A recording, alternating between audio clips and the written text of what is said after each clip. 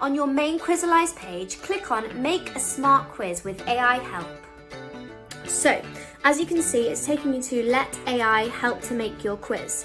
I just typed in days of the week, but you can put any topic you like.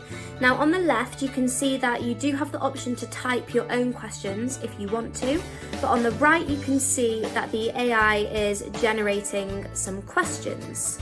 So I just pressed stop generating here. I was given some options, clicked on them.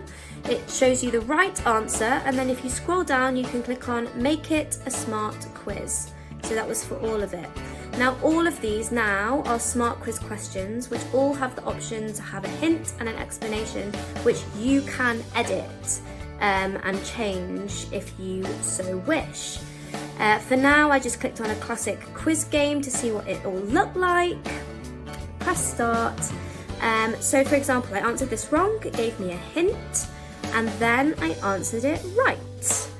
Next one, I think again answered wrong, it gave me a hint, and I answered right again. Now if I answered wrong, it would have given me an explanation as to why I was wrong.